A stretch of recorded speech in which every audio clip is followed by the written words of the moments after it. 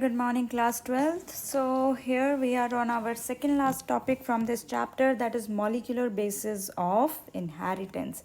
We are going to talk about today a project that was given to sequence the human genome. Sequence means to study all the genes were studied which are present in our genome.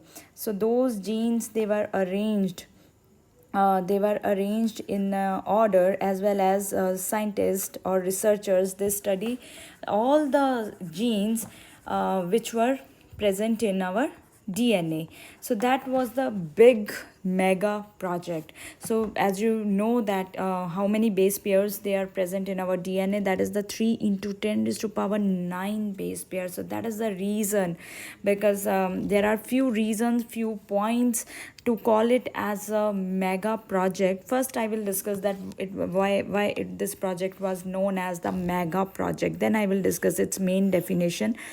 The human base pair, if we talk about, they were 3 into 10 raised to power 9. So when you know that, you have to talk about their aim was to sequence human genome, means their aim was to study human genes. And what they want to study about the human genes, first thing was their to check their order, to tell about their order, then how, where are these genes present, what is the location, particular location of all the genes in on the DNA, so that they can generate a map, right?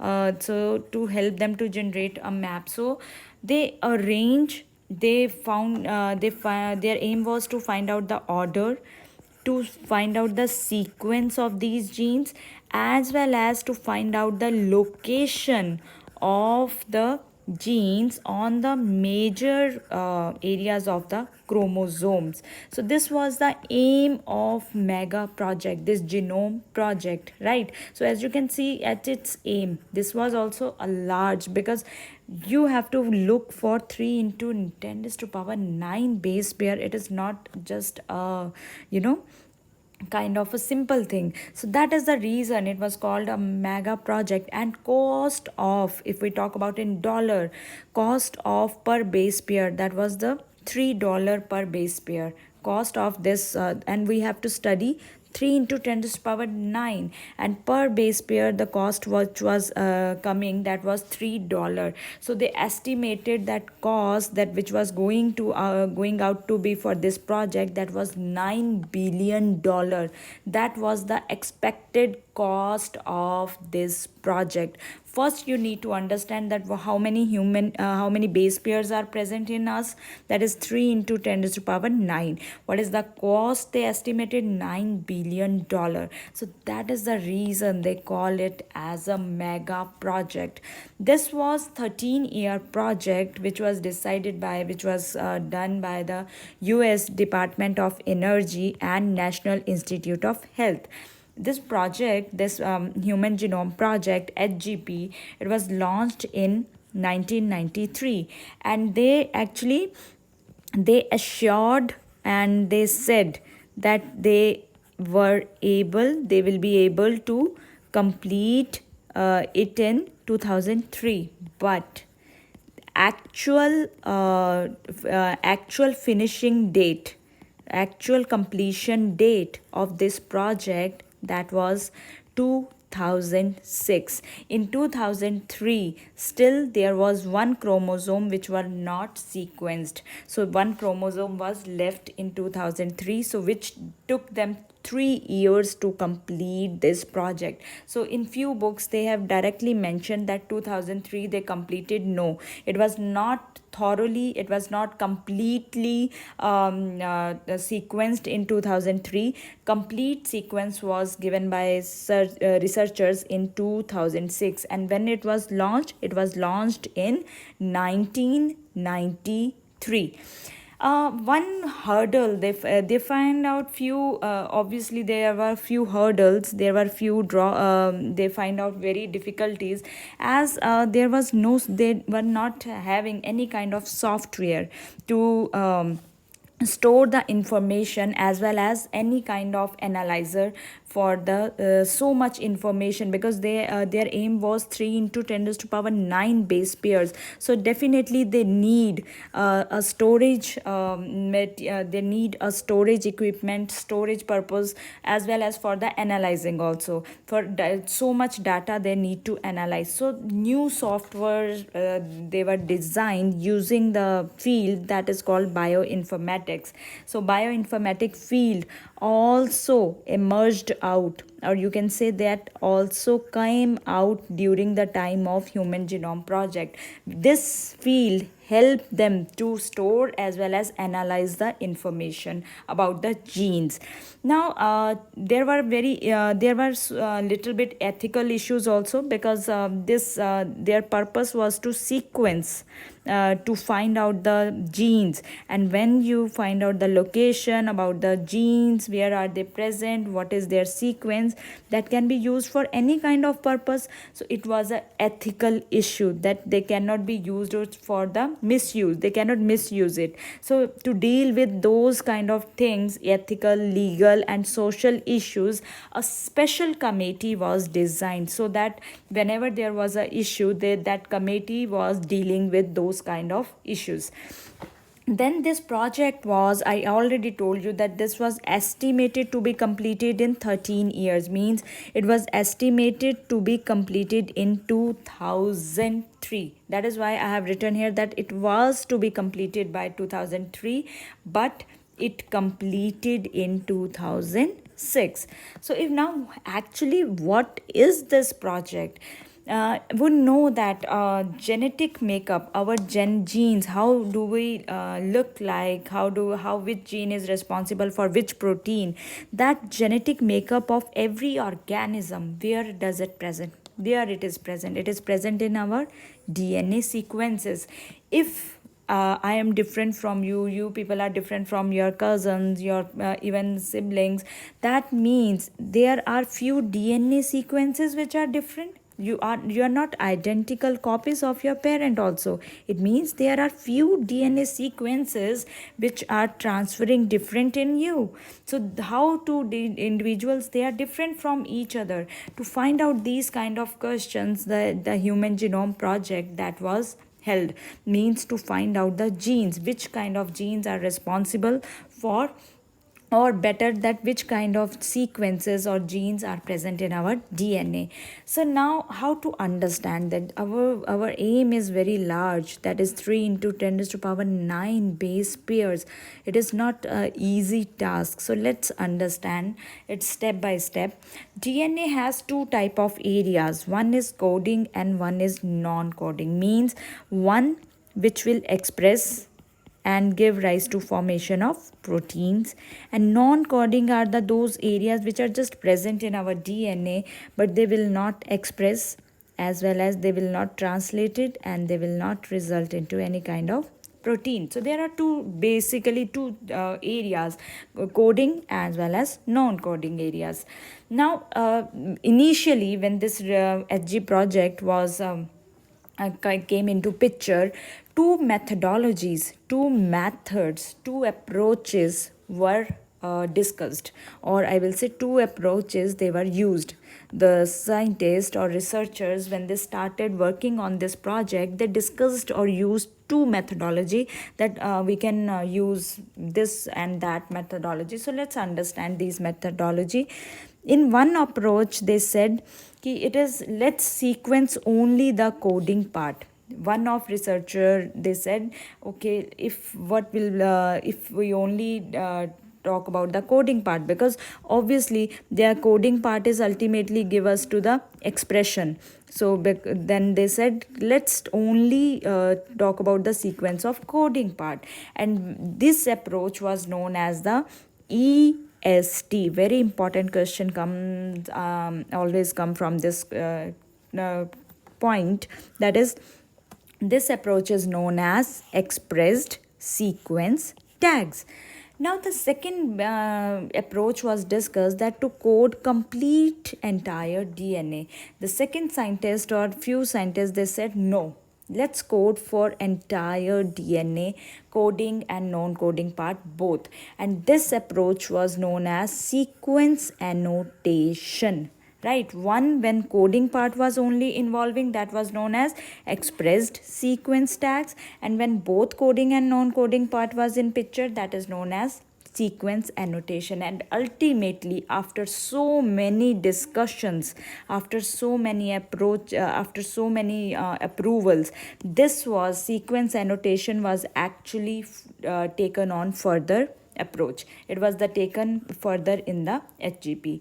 So sequence annotation which actually followed in the further points. How did they start? How this actually they started their work? Our purpose is to find out the sequences. Where are these sequences? They are present on DNA. So what they did, they extract or take out the DNA. Now DNA was taken out first. Now DNA is not a single just a very simple small length molecule. No, it is a large molecule. Then they cut this DNA into small fragments with the help of enzymes. And what are those enzymes known as? These enzymes, they were known as restriction endonucleases. These are actually known as the molecular scissors. I will talk about this enzymes in detail in the when we talk about biotechnology. Not right now. Right now, I'm not going to talk about this endonucleases in detail. But for your information, these are the enzymes and these are the molecular scissors which cut the DNA fragments. Now, when DNA fragments they were cut, we have now small fragments of DNA. Now, these fragments they were added into a host. Suppose I have taken my host as the E. coli, right? So this now DNA, this was the DNA fragment. This was added into E. coli cell.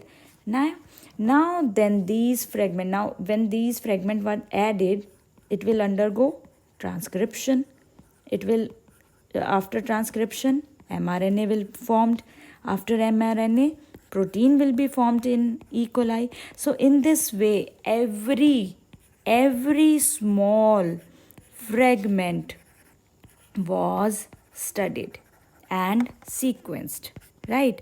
In this way, they sequenced or studied each and every fragment first by cutting them and then put them into the host. Host can be they used E. coli and other organisms also. So these were the steps they started, how they started with. Take out the DNA, cut it with the molecular scissors. These transformed, these added into the host, and then they were sequenced. Now then cloning of fragments they were done. Now usually they used host cells in this technique, that was the bacteria, as well as they make the use of yeast, and then they use the vectors. See, when they were using bacteria and yeast, then there were now they were having these DNA, ये हवा में तो है नहीं, so they used some vectors. Vectors क्या हैं? Vectors are the carriers of DNA fragments. Means ये vectors क्या करेंगे, ये इस डीएनए फ्रैगमेंट को लेके जाएंगे और यहाँ पे ई कोलाई में अंदर डाल देंगे, right? So the vectors they were use, they were bacterial artificial chromosome, as well as for yeast they use yeast artificial chromosome. But actually more than the not with the bacteria, they use their work with the maximum with the YAC, that is the yeast artificial chromosome. But both vectors they may utilize, but the maximum successfully experiments were carried out with the yeast.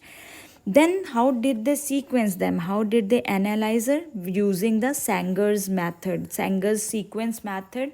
They sequence, or I will say they arrange every gene in a particular order using the Sanger's method, right? Sanger's method. Next, now this was about the technique. What are the features? What is the main points about the Human Genome Project? Human genome contains, we already know that it contains 3.1 billion nucleotide bases. 3164.7 million or 3.1 billion nucleotide bases are present in our genome. And if I talk about the average gene, a normal gene which is not very lengthy and which is not very great in length, or which is not very short, an average gene is having 3000 bases. Now you can imagine, it is not an easy task to study 3000 bases. Largest human gene they find out, that was the dystrophin, which is having 2.4 million bases, which is present in our genome. That was the dystrophin. इसमें से बहुत question आते हैं NEET में. That largest human genome is dystrophin with the 2.4 million bases. And total number of genes they were able to find out, the total number of genes researchers they were able to find out with the HGP human genome project, that was 30,000. But even after finding out 30,000, and kitna basis hai, 3.1 billion bases, still they were not able to find out the functions of 50% genes. They said there are few repeated sequences, there are so many repeated sequences which makes the large portion of our DNA.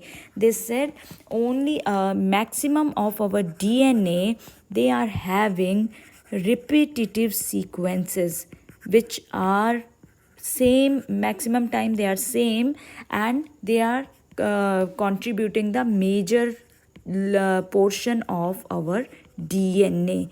It means we are different from each other only with the few percentage of the gene. Less than, out of 3.3 into 10 raised to power 9 base pairs, only less than 2% genome which codes for protein. If maximum gene, largest gene with the maximum base pair was dystrophin, chromosome 1 has the maximum genes, that is the 2968 gene. And Y chromosome has the minimum genes. ये बहुत बार question आता है, MCQs में भी आता है board में, that which chromosome has maximum genes, which they find out with the help of HGP, that is the 2968 genes in the chromosome 1, and Y has minimum, that is 231 genes only. 1.4 billion location ऐसी है which are SNPs. SNP means single nucleotide polymorphism, जिनमें सिर्फ और सिर्फ, suppose this is the base, this is the sequence, second gene पे there is only difference between the T, everything is same. In third, there is the only difference in the C, everything is same. So most of the 1.4 million location in our human genome, they are single nucleotide polymorphism, means they are only and only different from each other in the single base. बाकी पूरी gene का sequence same है, सिर्फ एक base pair पे you will find out the difference. This condition is known as SNPs, single nucleotide polymorphism. मतलब सिर्फ polymorphism मतलब एक दूसरे से डिफरेंट होना, ओनली एट द सिंगल, और इनको सिंगल बेस पेयर पे इसको बोलते हैं हम snips, means they were different only at the single base. And हमारे जीनोम में 1.4 मिलियन लोकेशन ऐसी ही हैं. Next they said कि till 2003 they were able to complete with the most of the chromosome, all the sequence part, but this project was completely described in 2006, because chromosome 1, what are the genes number, 2968 genes, maximum genes are present in this chromosome. They were not able to sequence it till the 2003. So in 2006 chromosome 1 was successfully sequenced, and then HGP was completed, right? talk about the applications of HGP, after that now we have an idea that in 2006 this was completely described. What is the main application of HGP? That now when you know the sequence of a gene, right? So a disease, that if suppose I'm getting a uh, any kind of disease from my parents, then that disease or those diseases can be diagnosed and treated with the help of the gene information. So how can this disease can be treated? With the help of our DNA technology, which is we will discuss in detail in the biotechnology. That is, with the recombinant DNA technology, this information was properly used. This technology actually work on that information which was provided by the Human Genome Project, because this project gave us the whole idea about the gene sequences, as well as their order and their location. The most important, they talked about the location on the chromosomes. So this was very helpful to treat and disease. And nowadays we have complete idea, very successfully we are using the insulin gene. How because once we know that what this gene is made up of. So with that order, with that number of sequences, we are able to use this gene and extract from the E. coli. Using the E. coli, we can extract, or we can make more and more copies of insulin, which can be further packed and used for the persons which are suffering from the diabetes. That was the one major application of HGP. Genomes, then there are other now after HGP, genomes of other known human organism also been sequenced, like in bacteria was sequenced, drosophila, yeast, rice, various projects they were then came into picture after the Human Genome Project. What was the use of this information? See, when like rice, if with rice genome, that information was used in case of agriculture, especially in the cereal crops. Information was used in case of like bacteria for the microbes, because microbes, they play very helpful role in our human welfare. So that information for the particular gene, that can be used for the human welfare. Information can be used for the microbes, especially which are producing the energy. So that genes which are playing role in the energy production, they can be extracted out, they can be located, and their function can be managed for producing the more energy. So that was the main purpose of sequencing these project. So these were the applications of HGP and the features of Human Genome Project. In as now you have an idea that what is HGP, the next project which I'm going to take, that is which is in your syllabus, that is Rice Genome Project, right? So I will meet you in my next lecture with the Rice Genome Project.